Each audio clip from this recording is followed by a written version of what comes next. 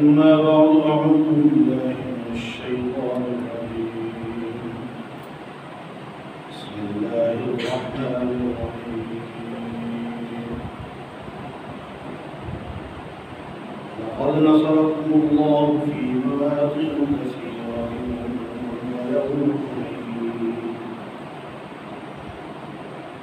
ويوم حنين إذ أعجبتكم كثرتكم فلم تغن عنكم شيئا وضاقت عليكم الأرض بما رحبت ثم وليتم مدبرين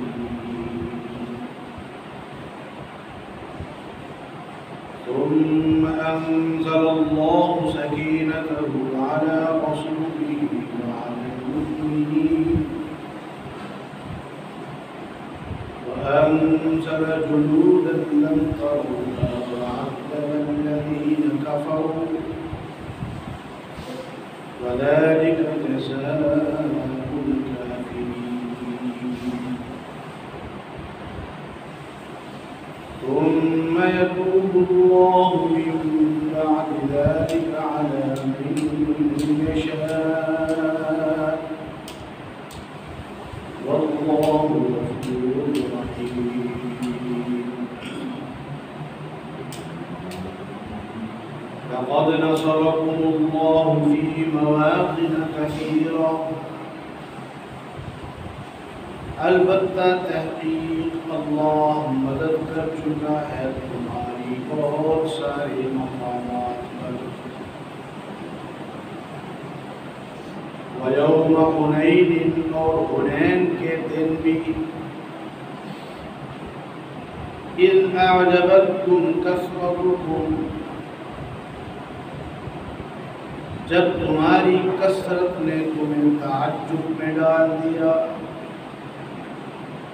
فَلَمْ تُغْنِ عَنْكُمْ شَيْئًا پھر وہ کثرت تمہارے کسی کام نہ آئی وَضَاقَتْ عَلَيْكُمُ الْأَرْضُ اور تنگ ہو گئی تم پر زمین بِمَا رَحُبَتْ باوجود کشادہ ہونے کے ثُمَّ وَلَّيْتُمْ مُدْبِرِينَ پھر تم کش کے بل پھر گئے ثُمَّ أَنزَلَ اللَّهُ سَكِينَتَهُ پھر اللہ نے اتارا اطمینان اپنا علی رسولہ اپنے رسول پر وعلی المؤمنین اور ایمان والوں پر فأنزل جنودا لم تروها اور اتارا لشکر وہ جس کو تم دیکھتے نہیں تھے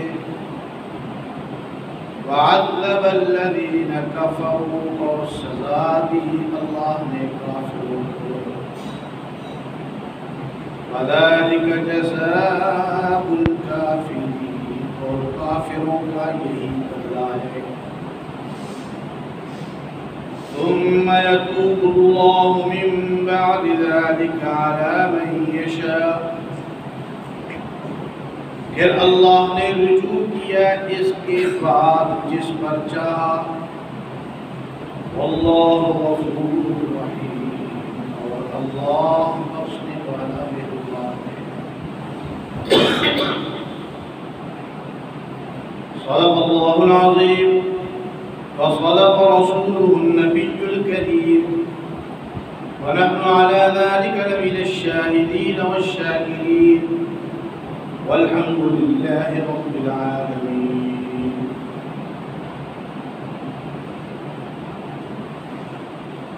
برادران اہل سنت والجماعت محترم بزرگوں قابل احترام ساتھیوں عزیز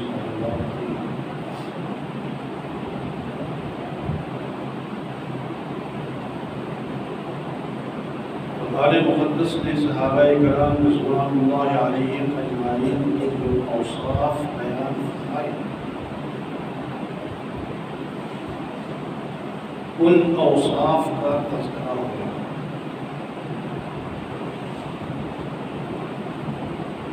ان کا سب سے پہلا وصف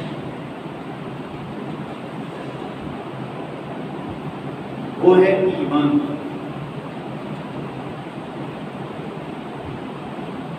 اس لیے کہ نبی کے ساتھ جڑنے کے لیے سب سے بنیادی چیز ہی ایمان.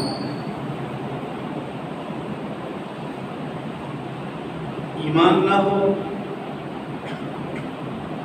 تو نبی کی بیوی بھی نبی کے ساتھ نہیں جڑ سکتی. ایمان نہ ہو نبی کا بیٹا بھی نبی کے ساتھ نہیں جڑ سکتا. ایمان نہ ہو نبی کا باپ بھی نبی کے ساتھ نہیں جڑ سکتا. ایمان نہ ہو نبی کا چچا بھی نبی کے ساتھ نہیں مل سکتا. یعنی اتنے قریبی رشتے. لیکن اگر ایمان نہیں ہے تو وہ نبی کے ساتھ نہیں مل سکتا. نبی کے ساتھ تعلق کے لیے سب سے بنیادی چیز ایمان. اور میں گزشتہ 2 جمعوں میں بیان کر چکا ہوں صحابہ کرام رضوان اللہ علیہم اجمعین کا ایمان کیا تھا. صحابہ کرام رضوان اللہ علیہم اجمعین کا ایمان کیسا تھا. اور اس کے ساتھ یہ بھی وضاحت کر چکا ہوں کہ ہمارے اور آپ کے ایمان کا پتہ قیامت والے دن چلے. لیکن صحابہ کرام رضوان اللہ علیہم اجمعین کے ایمان کی شہادت اللہ رب العزت نے قرآن پاک میں دی. میں یہ بھی بیان کر چکا ہوں کہ کسی چیز کے بارے میں فیصلہ یا تو اسے دیکھ کر کیا جاتا ہے یا اسے جانچ کر پرکھ. اللہ رب العزت اگر کسی کو دیکھ کر بھی فیصلہ کرے تو اس کے فیصلے میں خطا کا شبہ بھی نہیں. شک کی گنجائش. لیکن اس کے باوجود اللہ رب العزت فرماتے ہیں کہ میں نے ان کو آزما کے فیصلہ کیا. اولئک الذین امتحن اللہ قلوبہم بالکتاب. میں نے ان کا امتحان لیا اور امتحان لینے کے بعد میں نے فیصلہ کیا اولئک هم المؤمنون حقا. جب پکے سچے ہوں.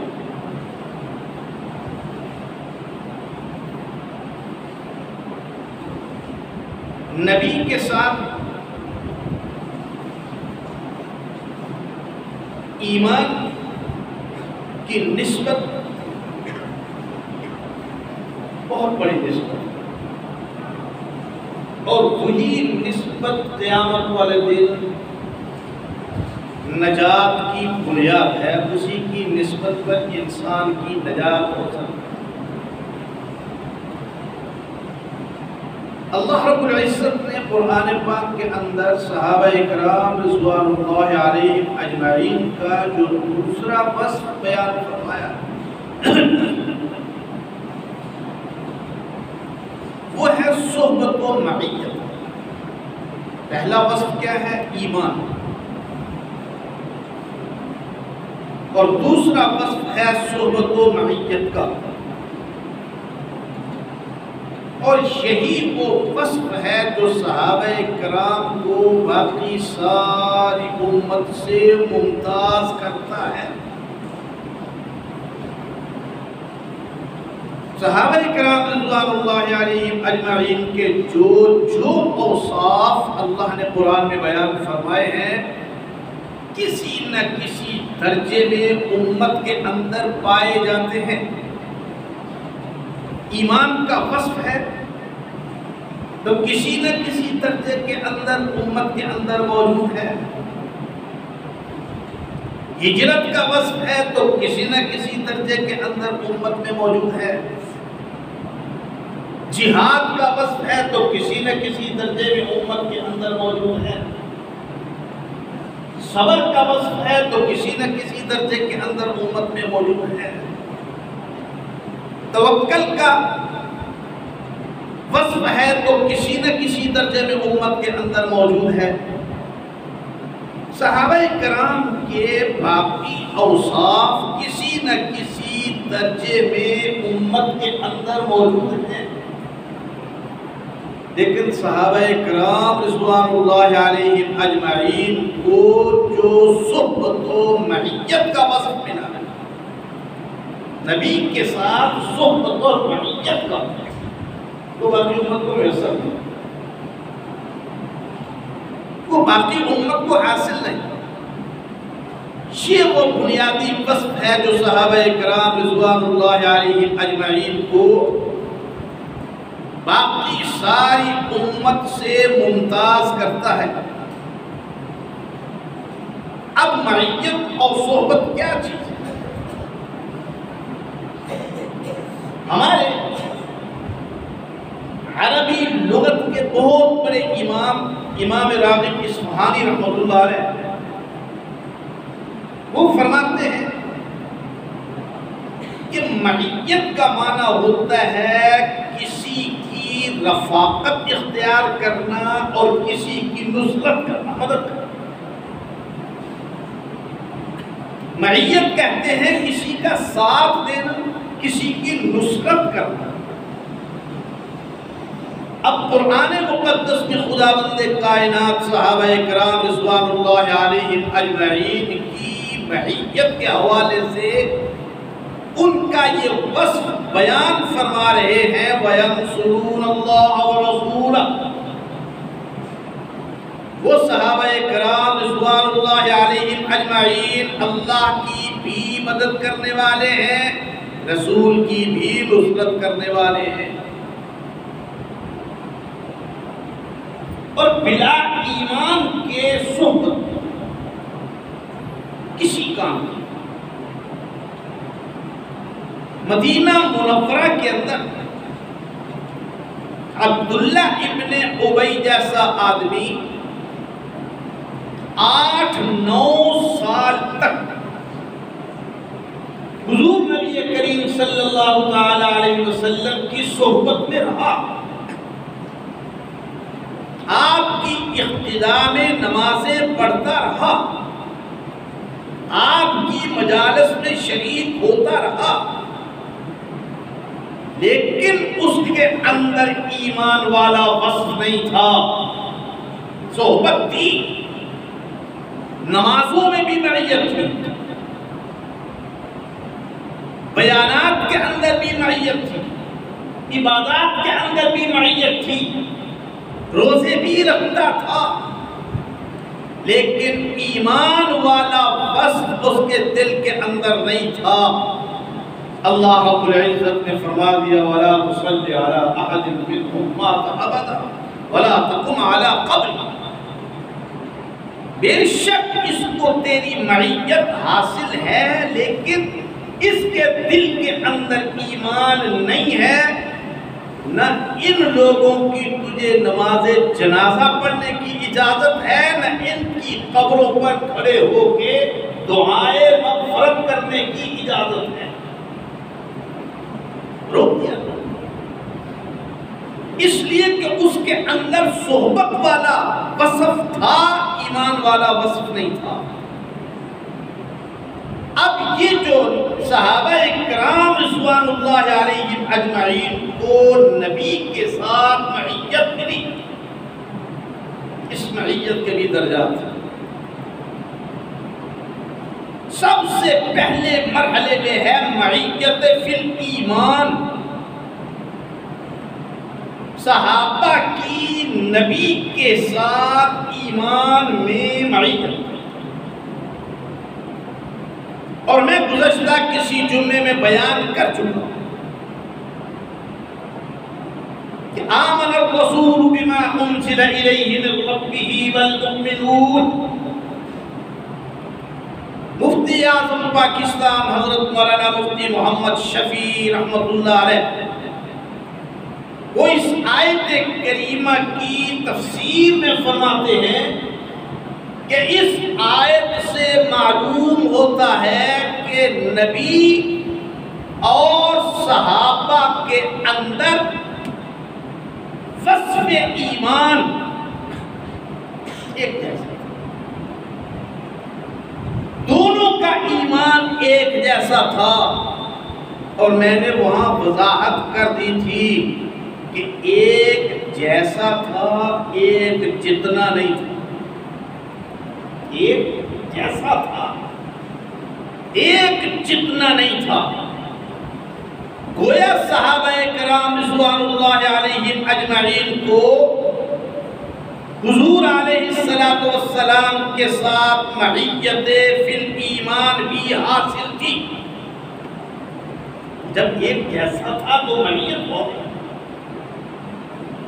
صحابہ کرام رضوان اللہ علیہم اجمعین کو حضور نبی کریم صلی اللہ تعالی علیہ وسلم کے ساتھ معیت فی المصائب بھی حاصل تھی. مکہ مکرمہ کے اندر جو مشقتیں نبی کو دی گئیں وہ مشقتیں صحابہ کو بھی دی گئیں. جو تکلیفیں نبی کو دی گئی وہ تکلیفیں صحابہ کو بھی دی گئی. جو اذیتیں نبی کو دی گئی وہ اذیتیں صحابہ کو بھی دی گئی. حتیٰ کہ صحابہ کرام رضوان اللہ علیہم اجمعین اور حضور علیہ السلام کے بارے میں جب مشرکین مکہ نے فیصلہ کیا کہ ان کے ساتھ ہم نے سوشل بائیکاٹ کرنا ہے، صحابہ کرام اور نبی کے ساتھ سوشل بائیکاٹ کیا گیا. ان کو شعب ابی طالب کے اندر نظر بند کیا گیا. ان کا معاشی بائیکاٹ کیا گیا. ان کا قبائلی بائیکاٹ کیا گیا. ان سے ملنا جلنا بند کر دیا. ان کے لیے کھانے پینے کی اشیاء کی ترسیل بند کر دی گئی. صحابہ کرام رضوان اللہ علیہم اجمعین ان مصائب میں حضور نبی کریم صلی اللہ تعالی علیہ وسلم کے ساتھ برابر کے شریک تھے. اسی لیے اللہ رب العزت فرماتے ہیں الذین اخرجوا من دیارہم بغیر حق الا ان یقولوا ربی اللہ. وہ لوگ جن کو گھروں سے نکالا گیا بغیر کسی وجہ کے، ان کا جرم کیا تھا؟ الا ان یقولوا ربی اللہ. وہ صرف یہی کہتے تھے نا کہ ہمارا رب اللہ ہے. ہم لات کی پوجا نہیں کرتے، ہم منات کی پوجا نہیں کرتے، ہم ہبل کی پوجا نہیں کرتے، ہم عزا کی پوجا نہیں کرتے. ہم صرف ایک اللہ کی پرستش کرتے. اور اس جرم میں ان کو ظلم کا نشانہ بنا لیا گیا. اور اللہ رب العزت دوسرے مقام پہ فرماتے ہیں وَقُولُوا فِي سَبِيلِي. یہ ساری جو مشقتیں انہوں نے اٹھائیں اپنے کسی ذاتی مفاد کے لیے نہیں بلکہ میرے راستے میں اٹھائیں. یہ ساری مشقتیں انہوں نے میرے دین کی سر بلندی کے لیے اٹھائیں، میرے دین کی بقا کے لیے اٹھائیں، میرے دین کے استحکام کے لیے اٹھائیں. تو صحابہ کرام رضوان اللہ علیہم اجمعین کو نبی کے ساتھ معیت فی المصائب بھی حاصل تھی. تکلیف ہو گیا. اور صحابہ کرام رضوان اللہ علیہم اجمعین کو جو تیسری معیت نبی کے ساتھ ملی وہ ہے معیت فی الہجرہ۔ جس طرح نبی نے اپنا گھر بار چھوڑا، صحابہ نے بھی گھر بار چھوڑا۔ نبی نے رشتے ناطے توڑے، صحابہ نے بھی رشتے ناطے توڑے۔ نبی اپنے مال و اسباب سے دستبردار ہوا، صحابہ بھی اپنے مال و اسباب سے دستبردار۔ نبی نے بھی مکہ چھوڑا، صحابہ نے بھی مکہ چھوڑا۔ والذین ہاجروا فی اللہ من بعد ما ظلموا، وہ لوگ جنہوں نے ہجرت کی اللہ کے راستے میں جب ان کو ظلم کا نشانہ بنایا جا رہا تھا، انہوں نے اللہ کے راستے میں ہجرت اختیار کی۔ صحابہ کی ہجرت بھی اسی طرح کی جس طرح کی ہجرت نبی۔ صحابہ کرام کو ہجرت فی المعیت، معیت فی الہجرت بھی حاصل تھی۔ چوتھی، صحابہ کرام رضوان اللہ علیہم اجمعین کو نبی کے ساتھ معیت فی البدر بھی حاصل تھی۔ اب بدر کے اندر جتنے بھی شریک تھے، اللہ ان سب کو مخاطب کر کے کہتا ہے وَلَقَدْ نَصَرَكُمُ اللَّهُ بِبَدْرٍ وَأَنْتُمْ أَذِلَّةٌ۔ اور بدر کے اندر لڑنے والوں، اللہ نے تمہاری اس وقت مدد کی جب تم بہت عاجز اور کمزور تھے، نہ تمہارے پاس اسلحے کی قوت تھی، نہ تمہارے پاس افراد کی قوت تھی۔ اللہ نے تمہاری مدد کی، اللہ نے تمہارے لیے آسمان سے نصرت اتاری۔ اب اس کے اندر تو نبی اور صحابہ سارے شامل ہوتے، تو وَلَقَدْ نَصَرَكُمُ اللَّهُ، یہ مدد نبی کے لیے بھی، یہ مدد صحابہ کے لیے۔ لیکن اس کے ساتھ اللہ رب العزت ایک اور جملہ بھی فرماتے ہیں۔ اللہ رب العزت فرماتے ہیں اِذْ تَقُولُ لِلْمُؤْمِنِينَ أَلَنْ يَكْفِيَكُمْ أَنْ يُمِدَّكُمْ رَبُّكُمْ بِثَلَاثَةِ آلَافٍ مِّنَ الْمَلَائِكَةِ۔ اے میرے پیغمبر، جب تیرے صحابہ بغیر کسی اسلحے کے، بغیر کسی ساز و سامان کے میدان بدر کے اندر موجود تھے، ظاہر بات ہے ان کے دلوں کے اندر خوف تو نہیں تھا، لیکن یہ چیز تو موجود تھی کہ ہم دشمن کا مقابلہ کریں گے کس چیز کے ساتھ؟ ہمارے پاس تلواریں نہیں، ہمارے پاس سریں نہیں، ہمارے پاس گھوڑے نہیں، ہمارے پاس سامان جنگ نہیں۔ اللہ فرماتے ہیں اے میرے پیغمبر، جب تو ایمان والوں کو استقول للمؤمنین، جب تو ایمان والوں کو بدر کے اندر اس بات کی تسلی دے رہا تھا میرے صحابہ پریشان ہونے کی ضرورت نہیں، اللہ کا لشکر آسمان سے تمہاری نصرت کے لیے اتر رہا ہے۔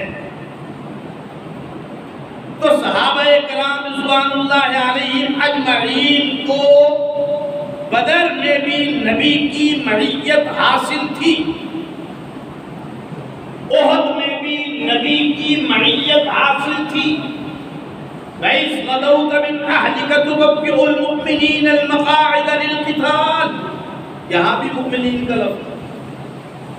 اے میرے پیغمبر، جب تو گھر سے نکل کے احد کے میدان کے اندر اپنے صحابہ کو، ایمان والوں کو ان کے مورچوں پہ بٹھا رہا تھا، تمہاری ڈیوٹی اس مورچے پر ہے، تمہاری ڈیوٹی اس مورچے پر ہے، تمہاری ڈیوٹی اس مورچے پر ہے۔ اے میرے پیغمبر، آپ ان کو مورچوں پر بٹھا رہے تھے، ان کی لڑائی کی جگہوں پر بٹھا رہے تھے۔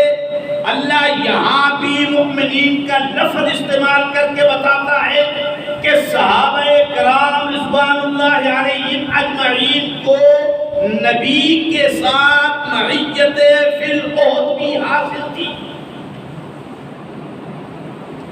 ذرا والذین معہ کے وہ لوگ جو نبی کے ساتھ تھے، اس معیت کی ذرا وسعتوں کا جائزہ لیجئے۔ ایمان کی معیت سے اس کا آغاز ہوا۔ اللہ فرماتے ہیں یہ معیت ان کو احد میں بھی حاصل تھی، اور یہ معیت ان کو احزاب میں بھی حاصل تھی۔ وَلَمَّا رَأَى الْمُؤْمِنُونَ الْأَحْزَابَ قَالُوا هَذَا مَا وَعَدَنَا اللَّهُ وَرَسُولُهُ، جب دیکھا ایمان والوں نے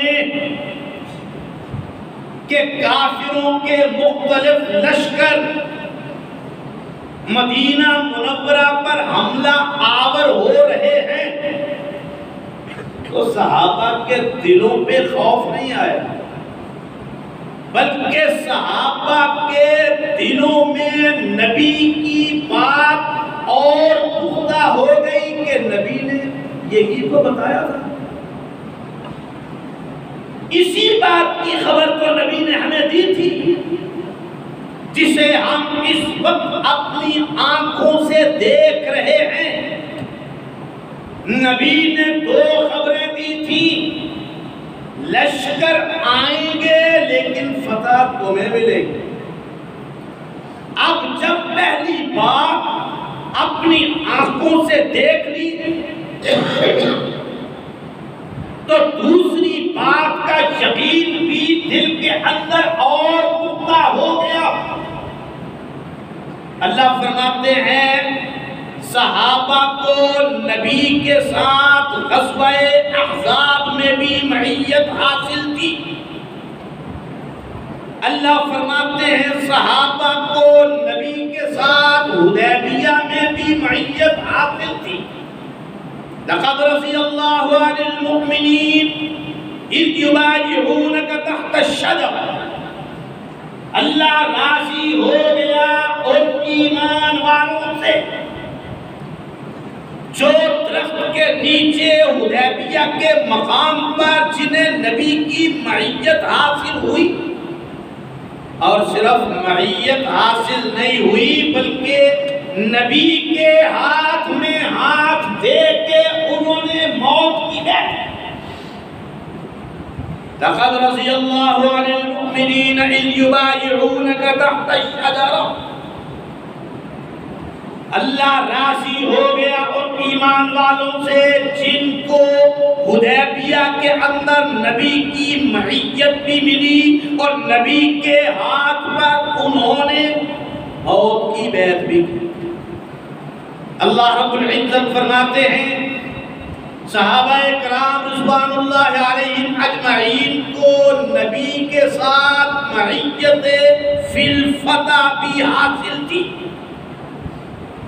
فتح مکہ کے اندر بھی صحابہ کو نبی کے ساتھ معیت حاصل تھی، جن کی تعداد میں گزشتہ دن میں بیان کر چکا ہوں کتنی تھی؟ 10,000۔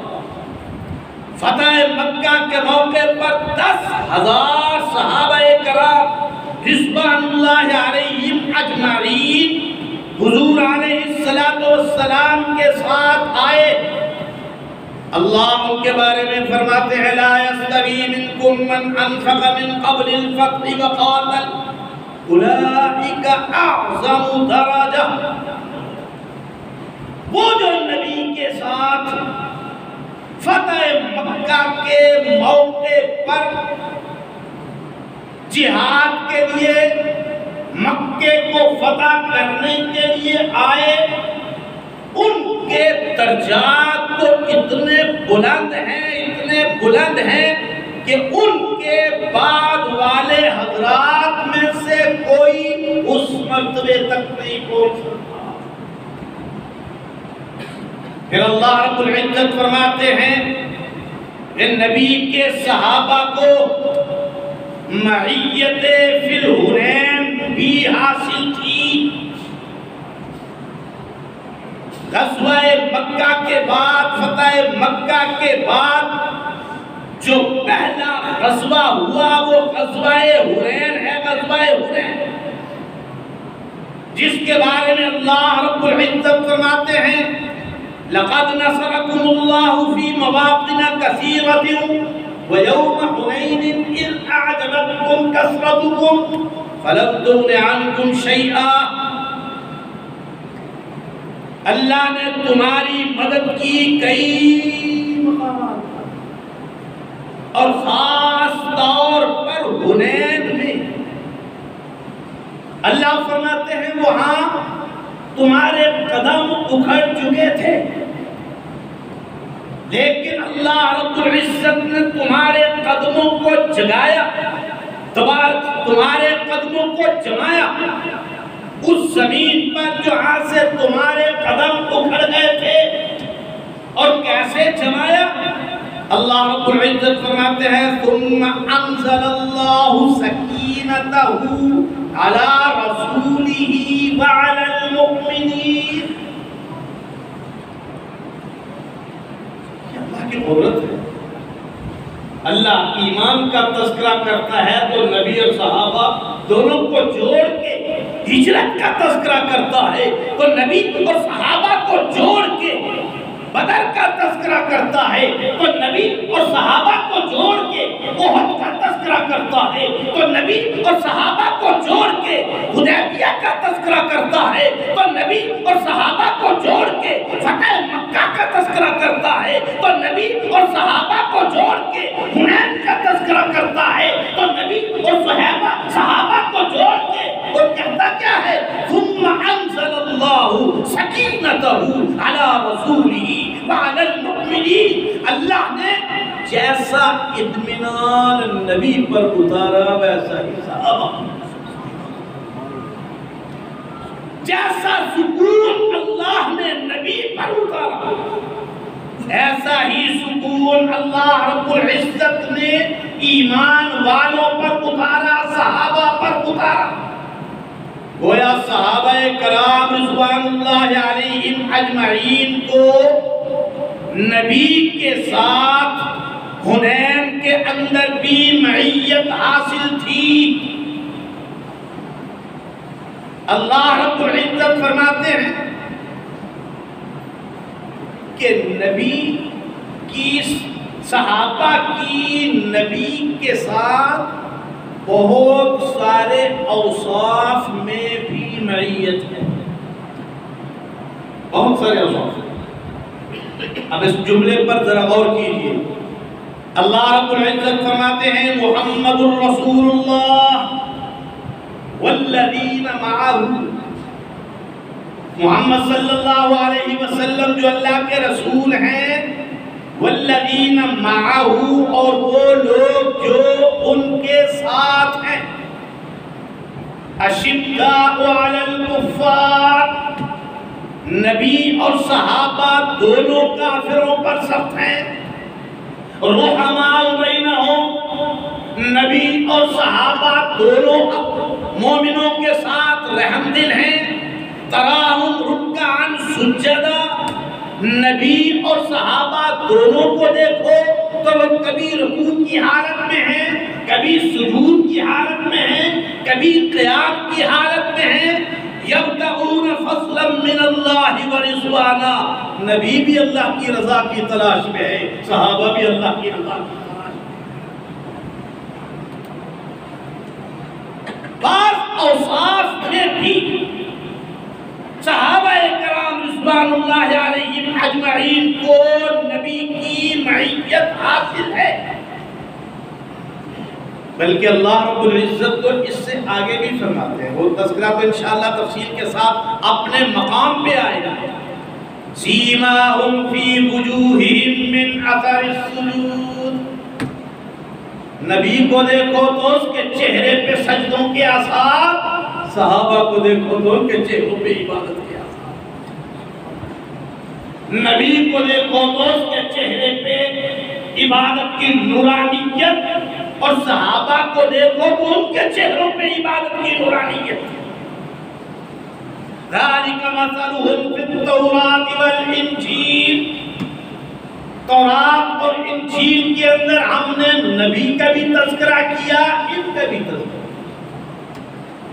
وہ کس کس مقام پہ صحابہ کو نبی کی معیت حاصل ہے، اوصاف کے اندر بھی صفات کے اندر بھی صحابہ کو نبی کے ساتھ معیت حاصل ہے۔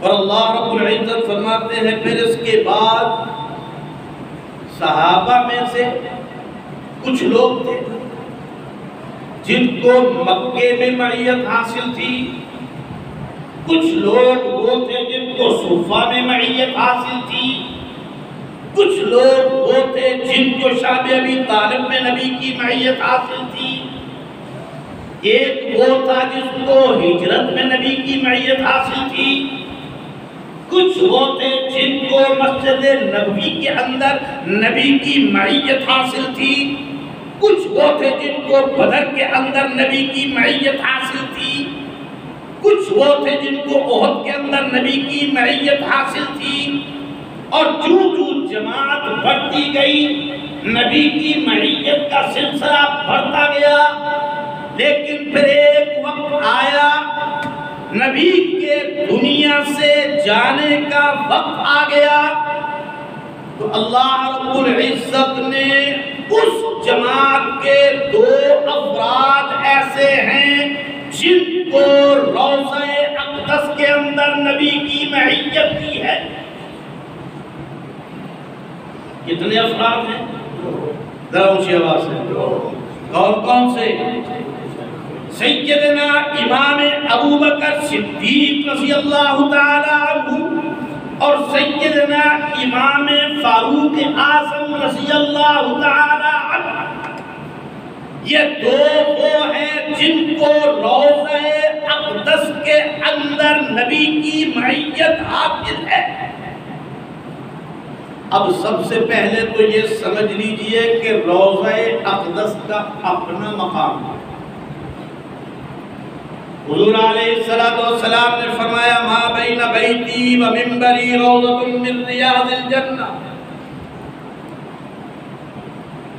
میرے حجرے اور حجرے سے مراد ام المؤمنین سیدہ عائشہ صدیقہ رضی اللہ تعالی عنہا کا حجرہ،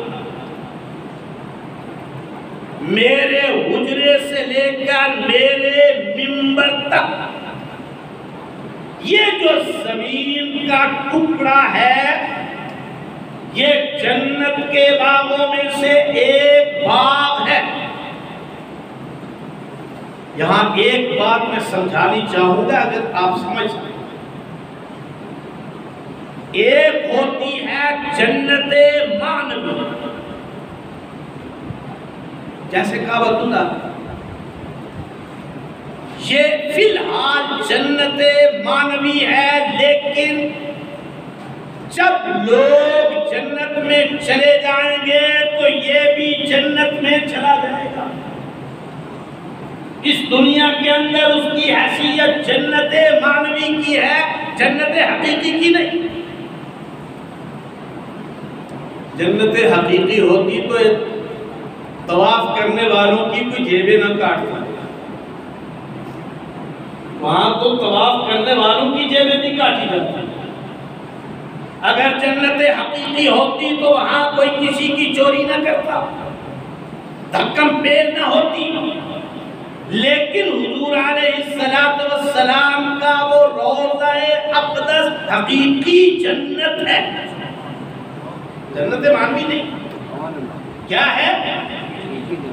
اسی لیے آئمہ محدثین اور مفسرین رحمہ اللہ تعالی نے یہ بات صراحت کے ساتھ لکھی ہے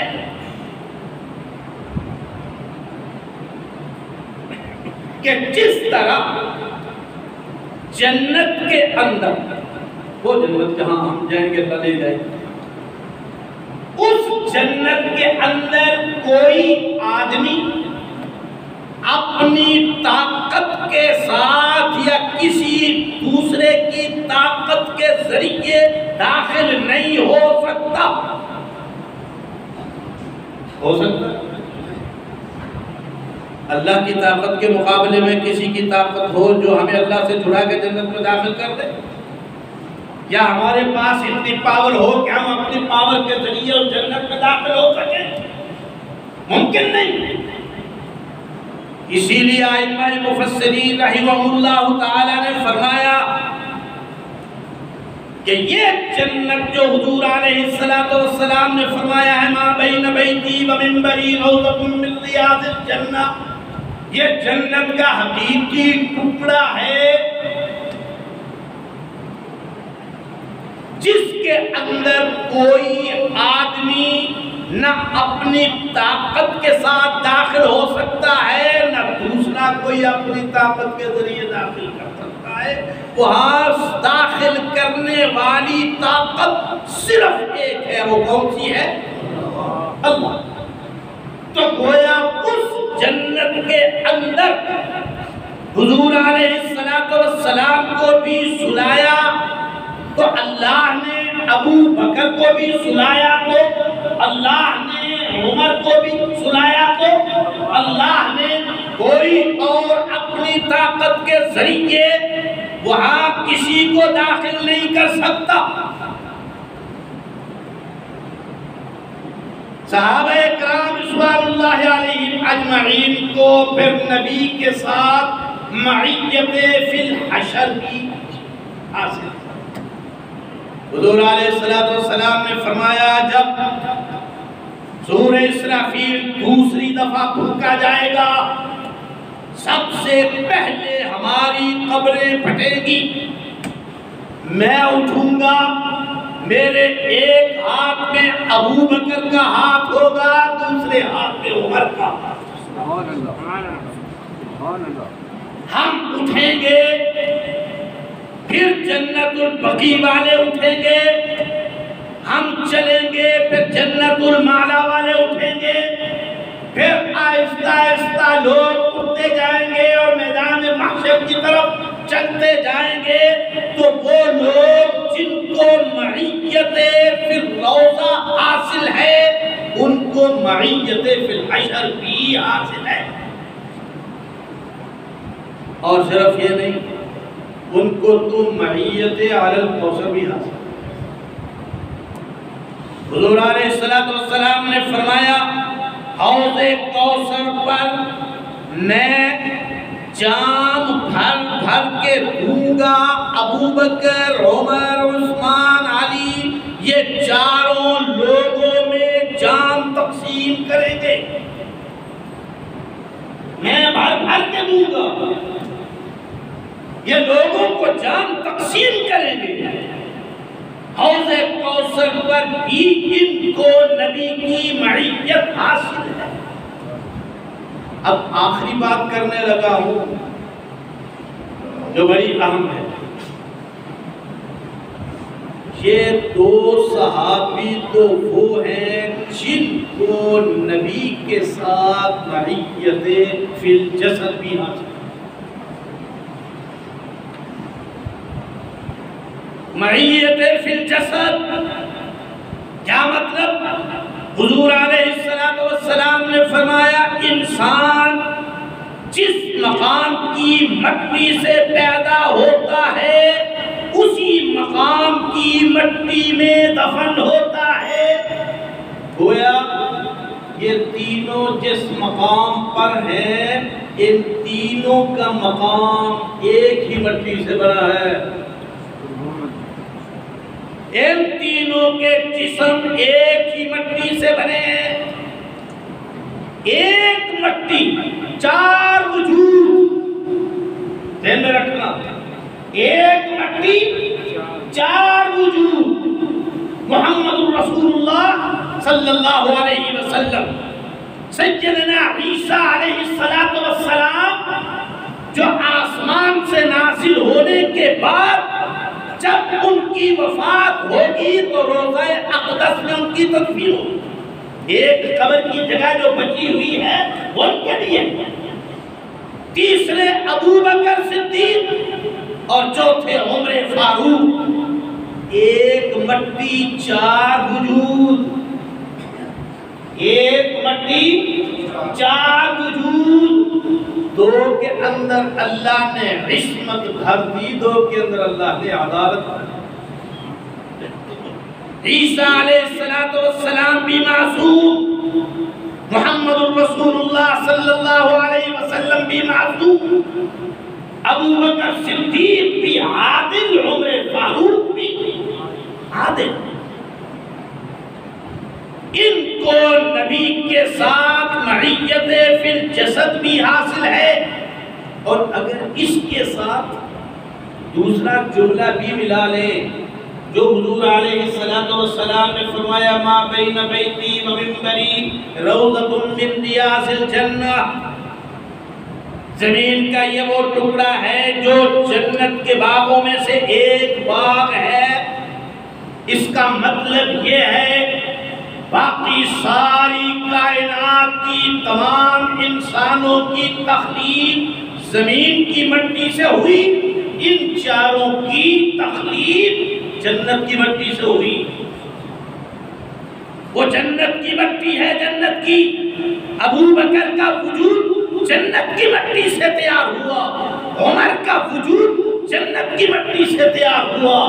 تو ہمارا اہل سنت والجماعت کا عقیدہ اور ایمان ہے کہ صحابہ کرام رضوان اللہ علیہم اجمعین کا پہلا وصف یہ ہے کہ وہ ایمان والے ہیں اور قرآن ان کے ایمان کی شہادت دیتا ہے، اور دوسرا وصف یہ ہے ان کو نبی کے ساتھ صحبت و معیت حاصل ہے، اور یہی وہ وصف ہے جو ان کو باقی امت سے ممتاز کرتا ہے۔ باقی انشاءاللہ العزیز آئندہ جمعے کو